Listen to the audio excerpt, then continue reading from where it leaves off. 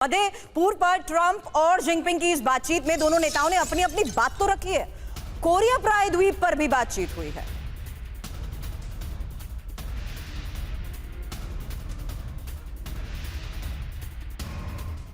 खबर यह है कि चीन के टारगेट पर ताइवान। अब ईरान पर अमेरिकी हमले से चीन को आधार मिल गया है। ईरान का बहाना बनाकर चीन ताइवान पर हमला कर सकेगा और ताइवान के आसपास चीन की घेरेबंदी भी तेज है। ताइवान के चारों तरफ 5 से 8 जोन में सैन्य गतिविधियां। वहीं चीनी फाइटर जेट बार बार ताइवान के एयर स्पेस में भी घुसते हैं और ताइवानी एयर स्पेस में अतिक्रमण से चीन ने युद्ध जैसी स्थिति बनाई है। हालांकि ताइवान को चारों तरफ से ब्लॉक करने पर भी रणनीति पर काम हो रहा है। अब जिस ताइवान की हम बात कर रहे हैं, यही ताइवान कैसे दुनिया की चिप पावर है, दुनिया का सबसे बड़ा सेमीकंडक्टर हब, TSMC दुनिया की सबसे बड़ी कंपनी और दुनिया की 90% चिप यहीं बनती है। दुनिया की टेक कंपनियां ताइवान पर निर्भर करती हैं। चीन चाहता है उसे एडवांस चिप्स की पहुंच मिले। यूएस नहीं चाहता कि तकनीक चीन के हाथ लगे। बड़ी बात यह है कि ताइवान में तनाव तो दुनिया की अर्थव्यवस्था हिल जाएगी। लेकिन एक और बड़ी बात है मनीष, जल्द छोटा सा रिस्पॉन्स ले रही हूं। आपको अगर चीन की मार्केट का एक्सेस चाहिए और मार्केट में अगर वो स्पेस बनानी है बिजनेस के लिहाज से, तो जाहिर सी बात है चीन के इस रुख को आपको थोड़ा तो नजरअंदाज करना ही पड़ेगा ताइवान को लेकर।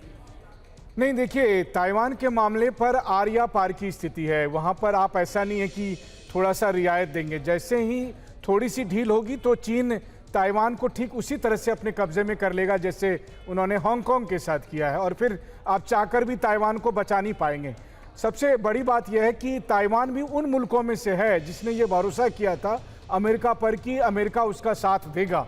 लेकिन आज की तारीख में कम से कम प्रेसिडेंट ट्रंप के समय में तो ऐसा होता हुआ दिख नहीं रहा है। लेकिन इसके अलग भी अगर आप देखें तो ये ऐसा नहीं है कि आके एक दिन में हुआ है। याद करिए, जिस दिन अफगानिस्तान से तालिबान के डर से अमेरिकी सैनिक गए, उसके बाद से अमेरिकी वर्चस्व घटा। उसके बाद रूस यूक्रेन युद्ध में 4 साल तक यूक्रेन के पीछे अमेरिका 30 मुल्कों के साथ लगा रहा। उस वक्त भी जब रूस पीछे नहीं हटा, इस सब से अमेरिका की जो ताकत थी, जो नंबर 1 सुपर पावर की जो ताकत थी, वो इज्जत घटी और अब जाकर ईरान के मामले में वो और ज़्यादा कमज़ोर दिखे। तो जितना ईरान कमज़ोर होगा उतना ही आप समझिए चीन को बगैर लड़े ताइवान मिल जाएगा। ये एक हकीकत है।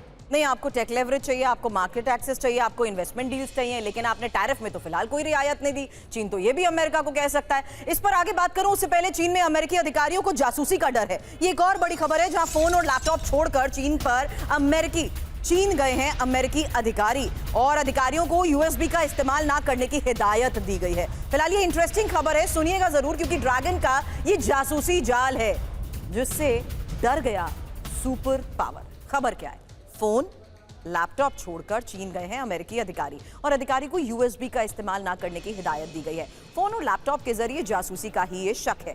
हो क्या सकता है? फोन लैपटॉप में सॉफ्टवेयर इंस्टॉल, हार्डवेयर टेम्परिंग का भी डर, इंटरनेट कनेक्शन से डेटा हैकिंग और डिजिटल डिवाइस मॉनिटर।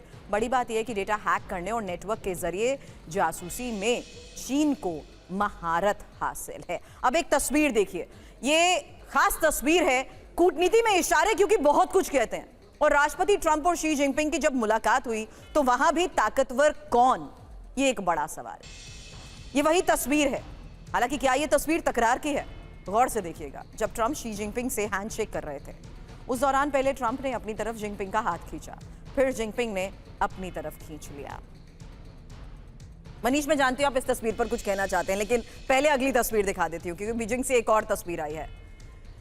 और फिलहाल हैंडशेक की ये तस्वीर जिस तरीके से रीड की जा रही है, इवैल्यूएट की जा रही है ग्लोबली, उसके साथ एक और तस्वीर देखिएगा। जिस वक्त जिनपिंग ट्रंप को अपने सहयोगियों से मिलवा रहे थे, उस वक्त की ये दिलचस्प तस्वीर है चीनी नेता काई ह्यूई और वांग यी के बीच की।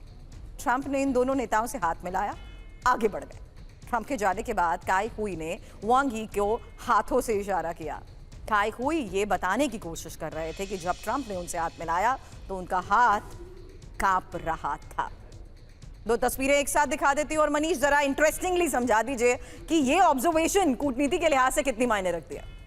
जी हाँ, बिल्कुल। देखिए, सबसे पहले तो वो होता है ना कि आप कितने ताकतवर हैं, तो कहते हैं आओ पंजा लड़ाएं। तो डिप्लोमेसी में तो आप पंजा नहीं लड़ा सकते, तो आप हैंडशेक के दरमियान अपना ताकत, अपनी मतलब वर्चस्व को दिखाते हैं। और प्रेसिडेंट ट्रंप का ये बड़ा दिलचस्प अंदाज है कि जब भी वो हाथ किसी से मिलाते हैं तो अपनी तरफ खींचते हैं, मतलब वो दिखाने की कोशिश करते हैं कि मैं पावरफुल कंडीशन में हूँ, जो कि वो है भी, तो वो अपनी तरफ खींचते हैं। तो मुझे लगता है कि चाइनीज साइड ने चाइनीज प्रेसिडेंट को काफ़ी प्रैक्टिस कराया था, और इसीलिए आप देखिए कि जब शी जिनपिंग उनसे हाथ मिलाते हैं तो जिनपिंग भी बड़ा रोबोटिक अंदाज में खड़े हैं, और फिर या फिर कहें कि एकदम अंगद की तरह पांव गड़ा दिया है उन्होंने कि मैं तो हिलने वाला नहीं हूं, और वो हाथ, ट्रंप का हाथ अपनी तरफ खींच रहे हैं।